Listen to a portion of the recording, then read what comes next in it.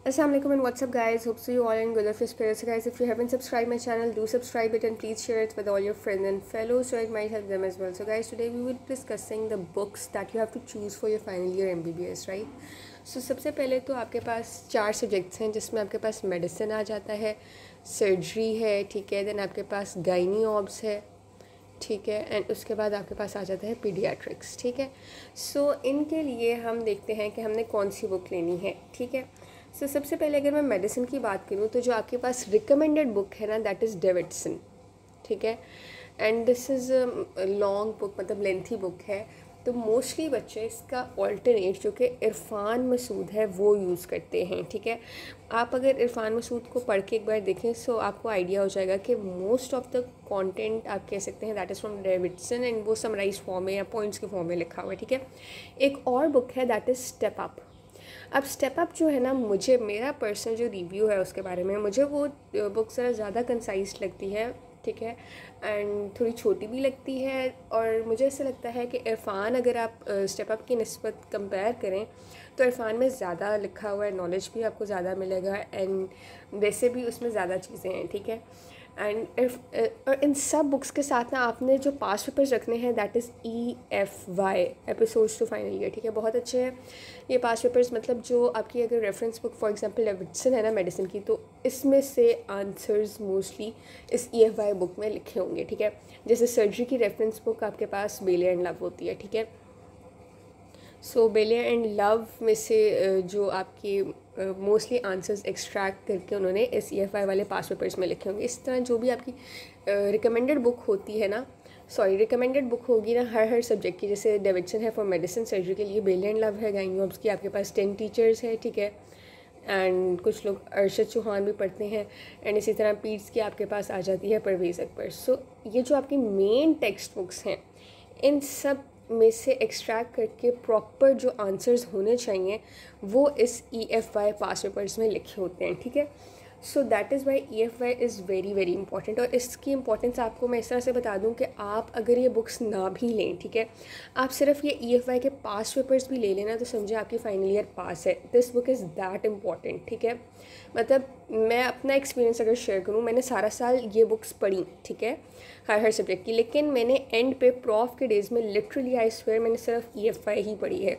कुछ एक आध चीज़ थी जो मैंने बुक से देखी थी, ठीक है, क्योंकि मैंने सारा साल भी EFY साथ साथ देखी थी, तो एंड पे बुक रिटेन करना, दोबारा से सारी चीज़ें रिवाइज़ करना मुश्किल हो जाता है 2 to 3 डेज़ में। तो फिर इसलिए मैंने EFY पे ही ज़्यादा फोकस रखा था क्योंकि उसमें ऑलमोस्ट सब कुछ लिखा होता है, ठीक है। लेकिन आपने बुक्स ऑब्वियसली साथ साथ पढ़नी होती हैं। सो मेडिसिन के बारे में मैंने आपको बता दिया कि जो उसकी रिकमेंडेड बुक है वो डेविडसन है, लेकिन मैंने इरफान मसूद पढ़ी थी अलॉन्ग विद EFY, ठीक है। देन आपके पास सर्जरी के लिए होती है Bailey and love. It is very very extensive book, ठीक है। इसको याद करना is very difficult and it is very hard to retain, ठीक है। तो सारे बच्चे जो हैं वो डोगर पढ़ते हैं, ठीक है, both for general and for systemic surgery, ठीक है। तो मैंने भी डोगर ही पढ़ी थी फॉर सर्जरी, ठीक है। देन आपके गाइनी ऑब्स की अगर मैं आपको बात करूं तो गाइनी ऑब्स में 10 टीचर्स जो है वो रिकमेंडेड बुक है और सारे यही पढ़ते हैं मोस्टली, लेकिन इसके साथ एक बुक होती है इरफान मसूद जो कि गाइनी ऑब्स की भी होती है, ठीक है। मैंने गाइनी ऑब्स के इरफान मसूद ख़रीदी थी और मैंने कुछ टॉपिक्स जो हैं वो यहाँ से पढ़े थे।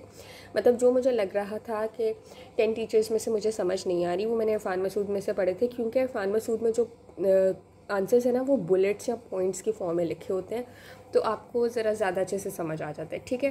दैट्स वाई मैंने 10 टीचर्स के साथ साथ इरफान मसूद भी परचेज़ की थी और दोनों को मिला जुला के पढ़ा था, ठीक है। कुछ चीज़ें मैंने 10 टीचर्स से पढ़ ली थी, कुछ इरफान से पढ़ ली थी, ठीक है। फिर अगर मैं पीट्स की बात करूँ तो पीट्स की जो रेफरेंस बुक जो रिकमेंडेड बुक है that is Parvez Akbar. It is very lengthy again, ठीक है, एंड आपके पास बाकी बहुत ज़्यादा मेजर सब्जेक्ट्स हैं like medicine, surgery, gynae obs, ठीक है। तो पीट्स का रिलेटिवली थोड़े मार्क्स होते हैं, 200 मार्क्स होते हैं, ठीक है, प्रॉफ में। तो आपके पास इतना टाइम नहीं होता कि आप इतना ज़्यादा मतलब टाइम लगाएं in reading Parvez Akbar. It is very very lengthy book, ठीक है। तो मैंने कुछ चैप्टर्स जो थे ना, लाइक जैसे IMNCI वाला जो एक चैप्टर था, फिर इसी तरह ग्रोथ एंड डेवलपमेंट वाला जो चैप्टर था, वो इवन जो ग्रोथ एंड डेवलपमेंट और ये न्यूनेटल रिफ्लेक्सेस जिसमें लिखे हुए सारे, ये वाला जो चैप्टर था मैंने पढ़ा ज़रूर था परवेज़ अकबर से, लेकिन एंड पे उसको मैंने सारा कुछ समराइज़ करके ना अहमद हसन पे लिख लिया था एंड अहमद हसन ही मैंने यूज़ की थी एंड अहमद हसन से ही मैंने, अगर आपने मेरी पीड्स की वीडियोस देखी हैं सारा उस पर मैंने समराइज़ करके लिखा है और मोस्टली उसी को फॉलो करते हुए पढ़ाया है। सो मैंने जो बुक पीड्स के लिए फ़ॉलो की थी ना, दैट वाज अहमद हसन, ठीक है। मेनली मतलब ऑलमोस्ट सारी पीड्स उससे कवर हो जाती है, there is nothing that is left after reading Ahmed Hasan. तो मैंने अहमद हसन पढ़ी थी, ठीक है। एंड परवेज़ अकबर से मैंने आपको बता दिया कुछ एक दो चीज़ें देखी होंगी, ठीक है, लेकिन मैंने टोटली अहमद हसन पढ़ी थी अलॉन्ग विद पास्ट पेपर्स जो कि EFI हैं। अच्छा, मैं आपको बता दूं कि मेडिसिन अगर आप पढ़ लेते हैं ना, तो आप ये समझें कि मेडिसिन पढ़ने के बाद आपकी 70% पीड्स जो है वो कवर हो जाती है, ठीक है। इसी तरह आपकी जो सर्जरी है वो भी ऑलमोस्ट 40% जो है वो कवर हो जाती है। तो मेडिसिन पे आप अपना मेन फोकस करें, और मेडिसिन वैसे भी बहुत लेंथी है, M1 M2 इसका पेपर होता है। और अभी भी मैं देख रही थी मोस्टली जो बच्चे हैं ना उनकी मेडिसिन में सप्ली आई हुई है, ठीक है। And along with this you know books, आपके पास जो क्लिनिकल नॉलेज है ना वो आपका बहुत ज़्यादा स्ट्रॉन्ग होना चाहिए, क्योंकि फाइनल ईयर में क्लिनिकल भी इम्पॉर्टेंस रखता है। आपका थ्योरी एंड क्लिनिकल दोनों पास होंगे तो आप पास हैं, ठीक है। सो आपने साथ साथ अपनी जो बाकी जो वार्ड्स हैं उनको अटेंड करनी है। जितनी भी आपकी बुक्स हैं, जैसे मेडिसिन की आपके पास जो क्लिनिकल बुक है बेड साइड, वो आपने पढ़नी है, ठीक है। साथ साथ तो आपने अपना क्लिनिकल भी स्ट्रॉन्ग करना है, क्योंकि ऐसे भी होता है कि आप UHS से पास हो जाते हैं एंड देन आप क्लिनिकल में रह जाते हैं तो आप फेल हो जाते हैं, ठीक है। तो आपने कोशिश करनी है कि दोनों को साथ साथ लेके चलें। Medicine is very very lengthy, तो इसको अभी से स्टार्ट कर दें। ये आप कर लेंगे तो मैंने आपको बताया आपका सर्जरी ऑलमोस्ट कवर हो जाएगा 40% एंड पीड्स भी आपका जो है ऑलमोस्ट 70% कवर हो जाएगा। और पीड्स जो है ना, इसके जो मेन जो पीड्स का चंक होता है, ऑलमोस्ट जो सब चीज़ें थोड़ी डिफरेंट होती हैं पीड्स की, वो सारी मैंने पढ़ा दी हैं, ठीक है।